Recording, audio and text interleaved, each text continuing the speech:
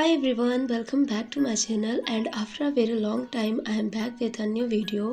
Video start करने से पहले अगर आप चैनल पर पहली बार आए हो तो प्लीज़ चैनल को सब्सक्राइब कर देना, वीडियो को लाइक कर देना एंड शेयर कर देना। Let's start video.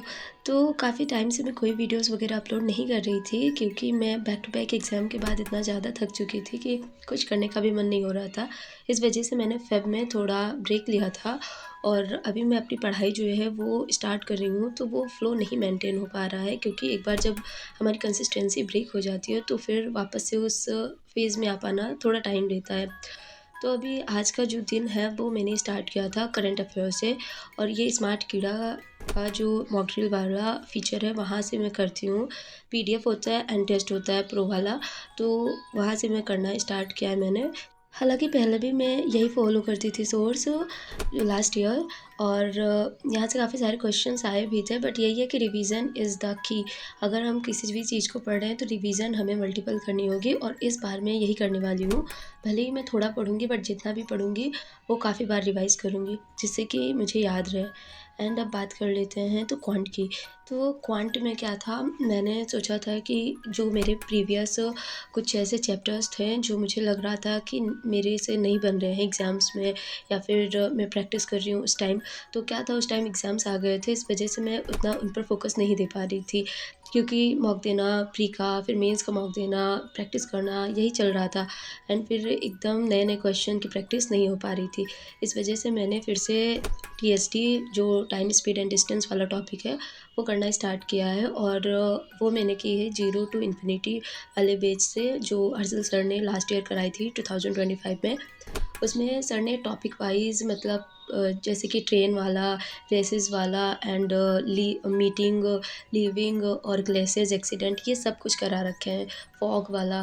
तो वो सारे टाइप में कर रही हूँ। हालाँकि मैंने किए थे बट कुछ चीज़ें मैं भूल गई थी, तो ये किया और ये पूरा मैंने 3-4 क्लासेस थी टाइम स्पीड एंड डिस्टेंस में, तो वो करने में मुझे पूरे 3-4 घंटे लग गए थे क्योंकि मैंने सोचा था कि सारे जो अर्थमेटिक का चैप्टर है वो एक बार में मैं रिवाइज़ कर लूँ जिससे एग्ज़ाम टाइम में मुझे उतनी प्रॉब्लम यही करने वाली हूँ मैं मार्च में। जितने भी अर्थमेटिक के चैप्टर है जो मुझे लगते थे कि ये मेरे से नहीं हो रहे थे, वो अभी मैं उन पर फोकस करूँगी।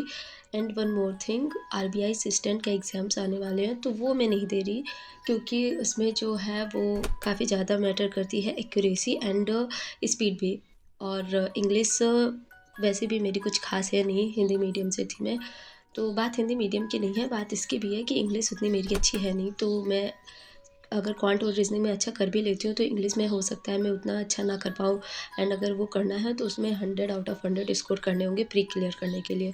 ये रीज़न है जिस वजह से मैं नहीं देना चाहती आरबीआई असिस्टेंट का एग्ज़ाम। एंड फिर निमिषा मैम से मैंने एडिटोरियल की क्लास की और ये सैटरडे की थी वीडियो, मतलब 7 मार्च की।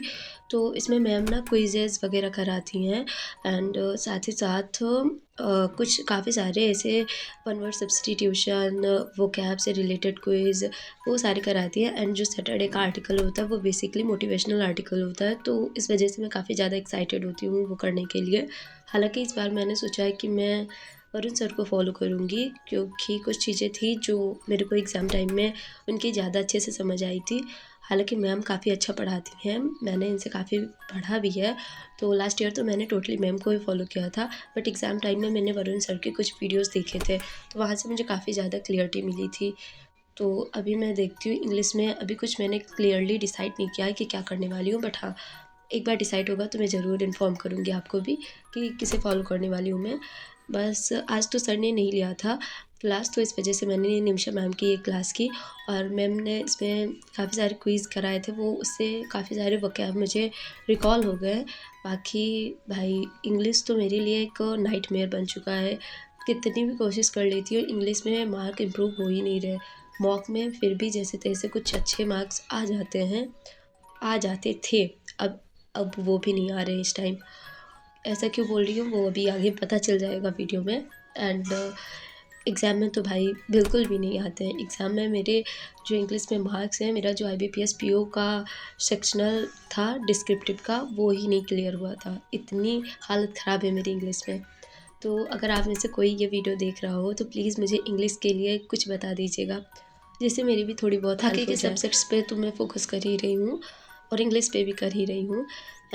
तो बात कर लेते हैं इसके बाद करंट अफेयर की। तो करंट अफेयर की क्लास मैंने किया अभिजीत मिश्रा सर से। मैं 2 सोर्स फॉलो कर रही हूँ, एक स्मार्ट कीड़ा का पीडीएफ अभिजीत मिश्रा सर की डेली सीए की क्लासेस, तो ये मैंने किया। और लास्ट ईयर भी मैं 2 ही सोर्स फॉलो कर रही थी, एक पीडीएफ स्मार्ट कीड़ा का और एक क्लासेस कुश पांडे सर का। बट उनका जो कंटेंट वो काफ़ी ज़्यादा हो जाता है, इस वजह से मैं इस बार अभिजीत मिश्रा सर को फॉलो कर रही हूँ। और पढ़ाते तो दोनों ही काफ़ी अच्छा हैं, क्योंकि मैंने लास्ट ईयर भी अभिजीत मिश्रा सर से पढ़ना स्टार्ट किया था, फिर कुछ सर पे स्विच हुई थी। तो इस बार मैं अभिजीत मिश्रा सर को ही फॉलो करने वाली हूँ। एंड फिर ये सब करने के बाद मैंने सोचा था कि आज मैं रीजनिंग में पजल की प्रैक्टिस करूँगी, क्योंकि मेरी जो स्पीड है और फ्लो है वो काफ़ी ज़्यादा ड्रॉप हो चुकी है, क्योंकि 1 महीने मैंने कुछ भी नहीं पढ़ाई की।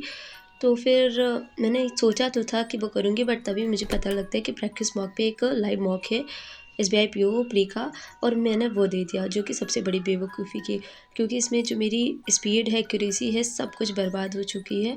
और स्कोर भाई पूछो ही मत कितना ख़राब आया है। अभी मुझे रिग्रेसली प्रैक्टिस की ज़रूरत है, क्योंकि एकदम से मेरी कंसिस्टेंसी ब्रेक होने के बाद मेरा जो फ्लो है वो एकदम बिगड़ चुका है। तो अभी मैं काफ़ी ज़्यादा प्रैक्टिस करने वाली हूँ सभी सब्जेक्ट्स के लिए, और फिर मैं मॉक देना स्टार्ट करूँगी कुछ टाइम बाद। सो आज तो केवल इतनी ही पढ़ाई हो पाई, क्योंकि एक बार जब कंसिस्टेंसी ब्रेक हो जाती है, फिर उसी फेज़ में खुद को ला पाना बहुत ही डिफ़िकल्ट हो जाता है, मेरे लिए तो है। तो ये कुछ दिन में ठीक हो जाएगा, बट तब तक के लिए देखते हैं क्या कैसे कर पा रही हूँ मैं। एंड या अगर आप में से किसी को कोई डाउट हो या फिर कोई क्वेरी हो, तो प्लीज़ आप कमेंट कर दीजिएगा, मैं ज़रूर रिप्लाई दूँगी। And please don't forget to like, share and subscribe. Bye everyone.